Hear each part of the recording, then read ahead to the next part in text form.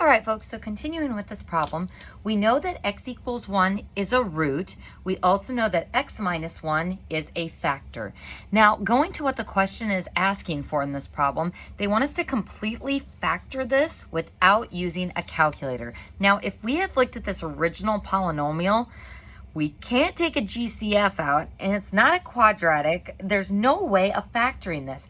But now that we have a root, and now that we have a factor, we can break this down just like we did that one on the previous page. So once you know a given root, you can break it down into something smaller or a depressed polynomial that you will be able to factor. So what we are going to do is divide by this factor or put that root in the box, which is what we've already shown here. So what that has done is depressed our polynomial down from its original degree 3 down to a degree 2 quadratic. So turning that quotient, that answer, back into a polynomial, we get f of x equals x squared minus 2x minus 2.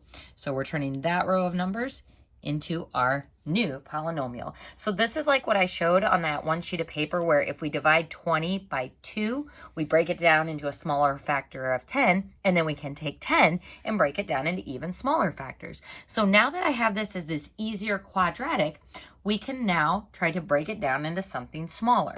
So if I'm looking for a product of negative 2 and a sum of positive 2, we can't factor this. So factor, nope. So folks, what does that tell me if I encounter a quadratic that we can't factor? Well, it means that this quadratic term is not going to lead to an easy root like 1.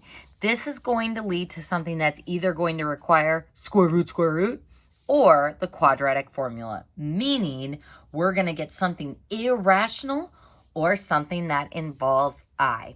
So folks, we're going to go ahead and leave it at this because this problem isn't asking us to find those solutions. That's something we'll get into a little bit later.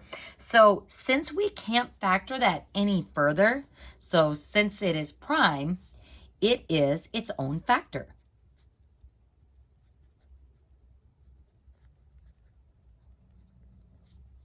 Since it's prime.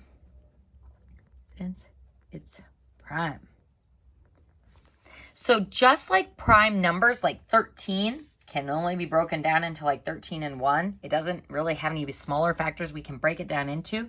There's no smaller factors I can break this prime polynomial into, so it is its own factor. So if I want to write this function in factored form, we can use our known factor, the x minus 1, and then this quadratic factor that we can't factor any further. And that is our quadratic in factored form. And that answers that example. Now, folks, we're going to go ahead and jump into our next example, and this is where we start getting into the meat and potatoes of finding those complex and irrational solutions. So this problem's instructions say to find all real zeros, meaning both rational and irrational. So remember, the real zeros are the ones that we can see on the graph. So that means the real ones, or the rational ones, integers and fractions, and the irrational ones, or the nasty square roots. So these ones we can see on our graph, even though these ones are kind of gross decimals, whereas imaginary ones we can't see. So folks, if we want to find all real zeros, we're going to use the rational zero theorem and the factor theorem to identify the rational zeros. Hint, if f has two rational zeros and 2 irrational zeros. So folks, what we are going to do is use our calculator to find one root. So use calc to find, actually not just one root, to find the rational roots. in combination with using our P over Q values. So folks, let's go ahead and start with this polynomial. Now, as I'm looking at this 5-term nasty looking thing, there's no way we're gonna be able to factor this one. So we start with what we do know about this polynomial, which is that the degree is 4. So since the degree is 4, that means there are going to be 4 roots. Now, at this point, we don't know if those roots are, well, we do know because it has told us that our roots are going to be 2 rational ones and 2 irrational ones. So no complex ones, which means we should be able to see all of these on our graph. Now, the P over Q values are going to help us find the rational ones. So my P values come from our constant term, so the 9. So what are all the positive and negative factors of 9? So make sure you include that plus or minus. 1 and 3 and 9. Then my Q values come from all the positive and negative factors of 3, which would be 1 and 3. So those are my P values, those are my Q values, but the values that represent all potential rational roots are the P over Q values. So P over Q values. So I'm going to take every P value divided by every Q value, making sure we include a plus or minus here as well. So those plus or minuses are a key detail because we have to account for the fact that we can have positive or negative rational roots.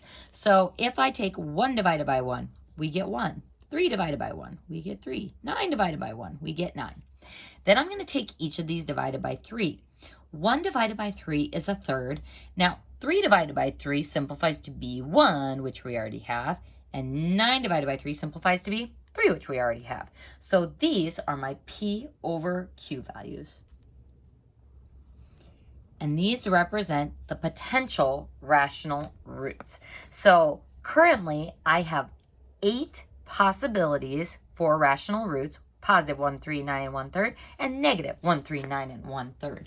But we don't know if those 2 rational roots are going to be positive or negative at this point. This is where we are going to turn to our calculator. So we're going to go ahead and type in this equation, the 3x to the 4th minus 8x cubed minus 12x squared plus 2 and 4x plus 9.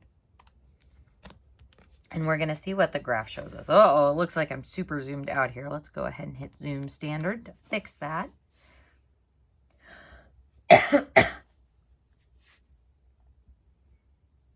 There we go. So looking at this graph, it looks like we have 4 real solutions, just like the hint told us, and that matches our degree of our polynomial. Now, this x-intercept, I'm going to slide the calculator up there. That one is in between tick marks. This one is in between tick marks. That one is kind of sketchy and in between tick marks. But this one